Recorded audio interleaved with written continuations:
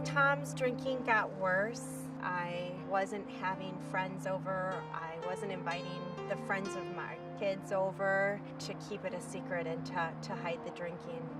At first, didn't really seem like a problem to me until I started to realize, okay, well, we're on the second bottle. I really couldn't believe that she was an alcoholic. I thought that, she was just having a bad day. But the bad days were starting to pile up. Alcoholism is a family illness. It destroys families. It tears families apart. And the healing that happens when somebody gets sober, either the alcoholic or a member of the family, it changes the dynamic of the entire family. Because as a family member, we look at the person who's struggling with addiction, and it's so obvious to us and everybody around us, they have a problem.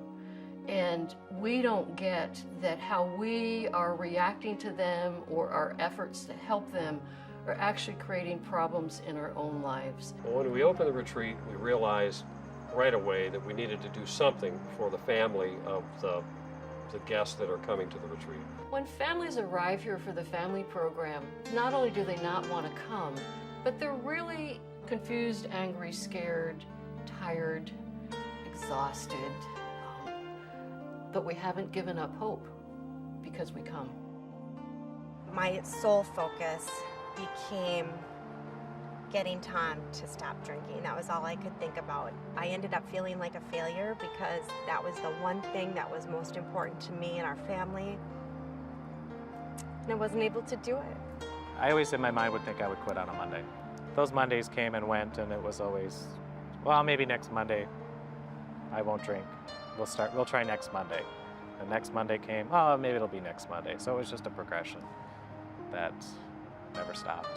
When Jesse was about 9 years old, I went into outpatient treatment for my alcoholism. I just thought that since she had seen what happened to me with alcohol, that she'd never drink. I think the first time with Jessica's alcoholism that I really experienced an extreme frustration was on our wedding night. Jessica, at the reception, was inebriated and passed out. It started to become more of a power struggle between the two of us. Well, you don't need to drink so much.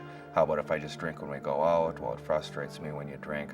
Those kind of discussions. The day that I came to the retreat for a visit, I didn't want to go to a treatment center. I didn't want to go down that road again. Our children, before I came into the retreat, the past year has been really hard for them. That's how I could tell when Jessica was drinking, is by just looking at what the kids are doing when I got home from work, how they're acting. Anthony's a lot like me. He would just remove himself from the situation. He'd just be up in his room. Avery acted out in much different ways. The whining and just the behavioral things, so you could tell that it was a huge strain on them. I was so angry with her because I just thought, why don't you just stop drinking? She was driving in the car with the kids and drinking. Finally, everything, I thought things could not get worse, and they did.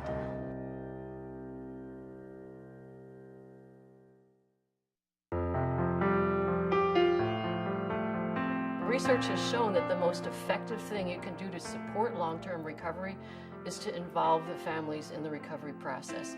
The whole model is based on the power isn't in somebody's theory, the power is in the shared story. And so when you have an alcoholic or an addict sitting down with a family member, really with the intention of just helping this other person understand what it's like to be struggling with addiction. When I got to the family program, I was with a group of other individuals who had also been living with alcoholics or loved alcoholics, and it was a relief to spend some time and realize that I wasn't alone, that a lot of people had similar experiences that they could share with me, and that we could help each other. Since I've been out of the retreat, I know our home life has been better. I feel as a father or a husband that I've spent more time with my kids and my wife. I'm there more, 100%. It's going on bike rides, for a walk, or having you around in the morning.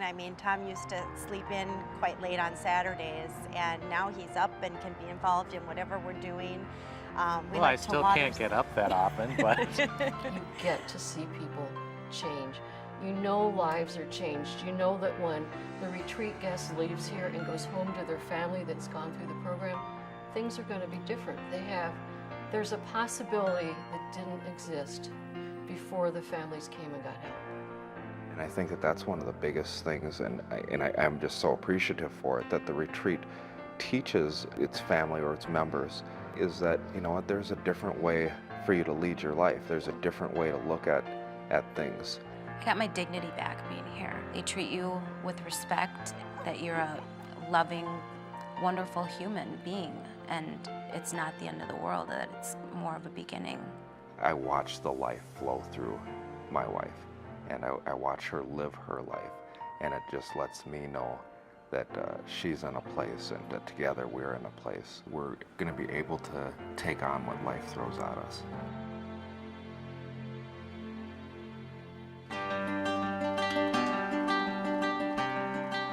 I'm so grateful to the retreat for giving me my husband back and teaching me about how to live with joy. I'm more patient with Tom, I'm more patient with the kids.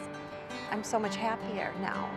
We've created this residential continuum of recovery that is all based on the same philosophy. Surround people with this community of support, people who believe in them when they don't believe in themselves, and watch the miracle come alive.